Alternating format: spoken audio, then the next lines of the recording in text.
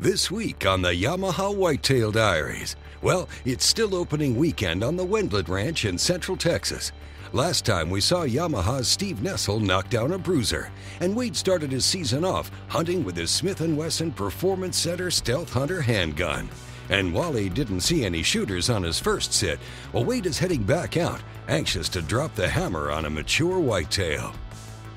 We're getting ready to take off and head to the stand. It's the second morning of our hunt here on opening weekend, and coming off last night's excitement where Steve was able to get on that big buck we'd had scouting cameras of and take him with his bow, and then recover him last night and get him in the cooler.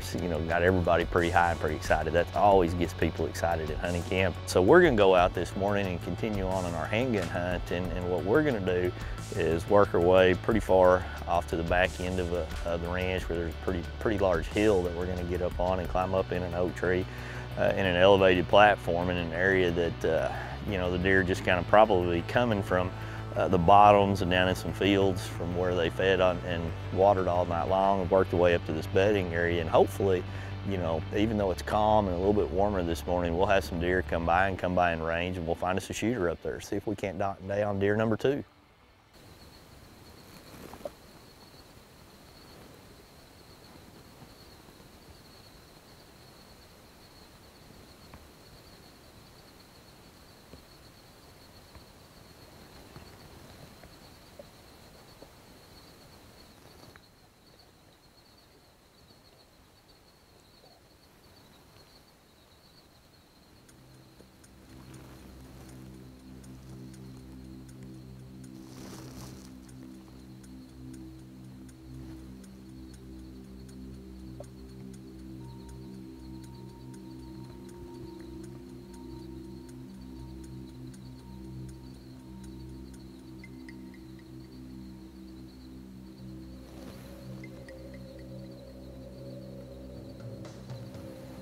I love this setup we're at this morning. It makes all the sense in the world. You got this big area for these deer that's been up all night long feeding. Work up here to, a bedding area. This would be the best description I could have for it up here.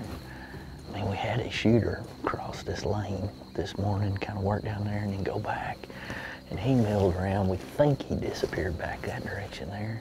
Had a doe and a little 3-point come through, but that's all we saw.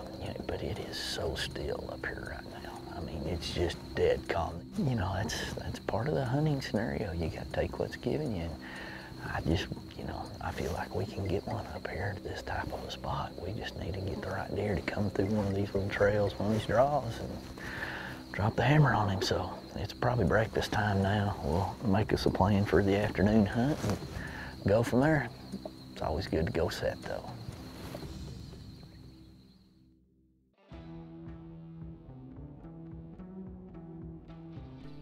As the hunt continued to progress, we started moving around, looking at other locations and really trying to study where some deer are.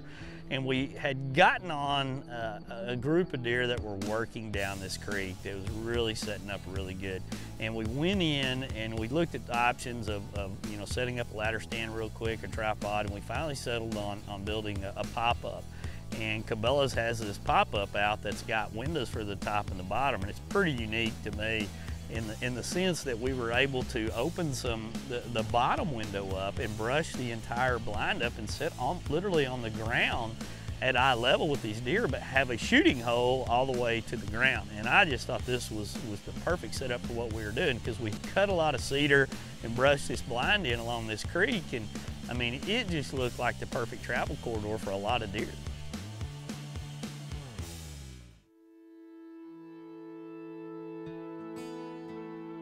Well, Wade is on his way back out to a pop-up blind he set up earlier that day, hoping that the afternoon hunt will have him pulling the trigger on his Smith & Wesson Performance Center handgun. The Smith & Wesson Performance Center Model 629 Stealth Hunter was specifically designed for use by hunters in the field. It's been around for quite some time, a little bit over a decade, and it was built to meet the specifications of handgun hunters worldwide. As far as hunting handguns go, I don't find this gun so heavy that it feels like I'm hunting with a giant gun, and its overall length of just under 13 inches really feels nice in my hand. I'm not saying this gun doesn't kick, but if you use proper form, you're going to be able to enjoy a gun that's going to have a lot of features, it looks great, and it's deadly accurate. This is our setup right here. We built this blind earlier, and it's just perfect. I'm really excited about these windows on this blind. A lot of blinds, you don't have the option to get as low as we are here. We feel like it's important to get low the way we're set up on this handgun hunt. I should be able to brace myself real well. I'm actually going to make a little shooting rest on the sandbag where I can go left or right and shoot a pretty good long distance. So let's go see what the old Smith & Wesson Performance Center is going to do for me.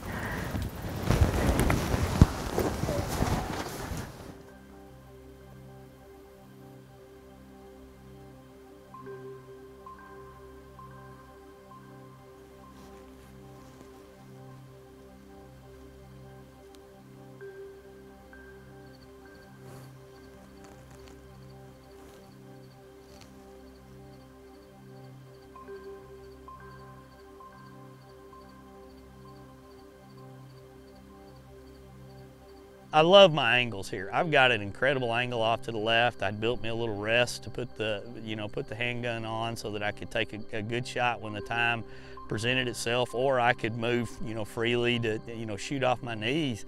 And we spotted this really cool 8-point. He had these forward-leaning antlers, and he had a little width to him, and was definitely a shooter.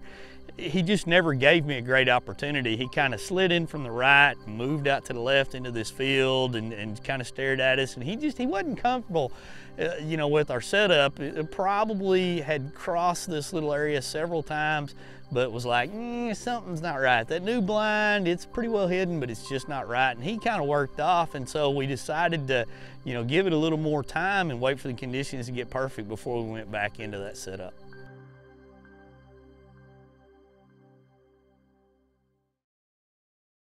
I was trying to be really patient on this, and we haven't seen a lot of anything except for a lot of little bitty young bucks, which are great deer that many people across the nation would be happy with. We finally got conditions back right the way we were looking for, and decided to get into that pop-up in very low light, dark conditions. Basically, get in there an hour before daylight and get settled in and see what would work along that creek again. We'd had a shooter in there that had skirted us and moved out, but in my mind, I kept playing through this scenario of these deer would want to be in this shady brush line alongside this creek, and eventually we would have an opportunity to get one just crossing back and forth.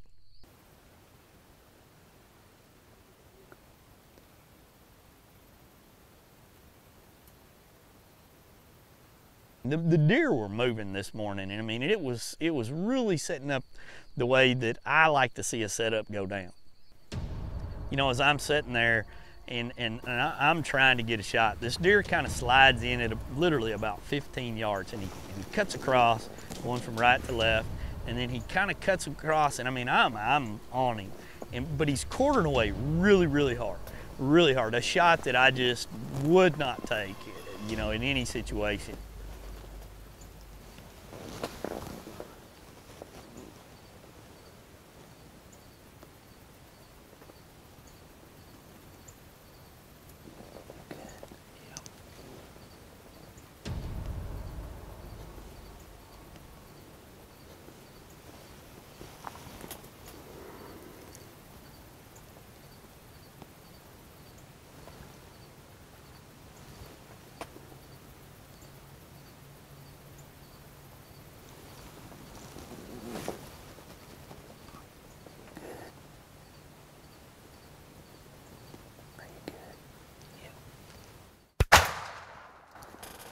I missed.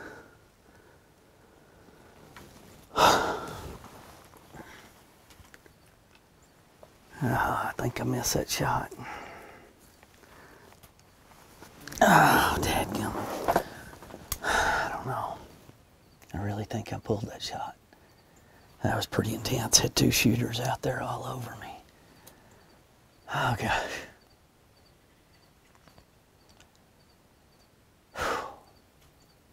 Man, we had these two great 8-points come in right there. They milled around. Got him out there about, I don't know, probably 35, 40 yards. And this is all about trigger control. I've spent a ton of time practicing on the range, and I really honestly think I pulled that shot. It just did not feel good to me. Well, I'll go down there and look. That's what you got to do, but golly, that's so fun. We've been hunting for some time with this and the encounters and seen a lot of deer, but I think at the moment of truth right there, Wade just kind of made a whiff. Hope not. We'll go find out. You just kind of, after you've shot a lot in your life, you kind of know what you've done, and I tell you what, I think I missed.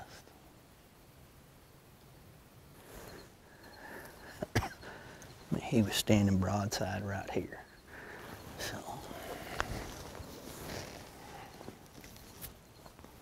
You know, the longer I hunt, the more I probably realize that I don't know near as much as I think I do. And immediately when I pulled that trigger, in my mind, I missed. And I saw the reaction of the deer and thought, man, I missed. And we went back and looked at the footage, and there was one brief point there where we thought maybe, you know, that I had hit this deer back. But you couldn't see it. You just could not define what you were seeing. And there was no hair. There was no blood. There was nothing. And, you know, if you asked around camp, if there was 10 people in there, 9.5 out of 10 would say that was a miss. You whiffed. We don't know where you missed. We don't even know where you hit, but it's a miss. But that's not the way that we like to do it and what we want to do. So we started, you know, a pretty thorough search.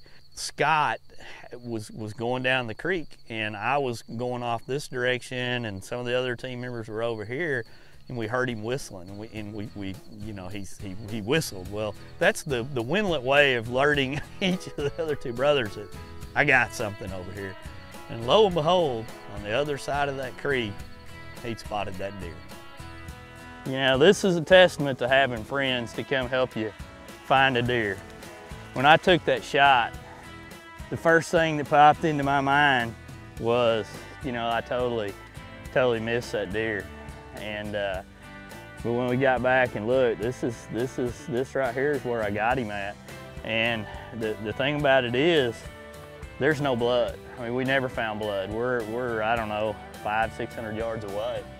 And to find this deer, it was a total team effort of people getting out and helping and walking around and looking. And I mean, you look at the character of this buck, and you know, when you look at him out there standing in that cut with the bent brow tines and the big tines, I mean, that hunt couldn't have come together absolutely any better. We'll pose him up, take some awesome pictures here, and we'll probably tell that story quite a few times.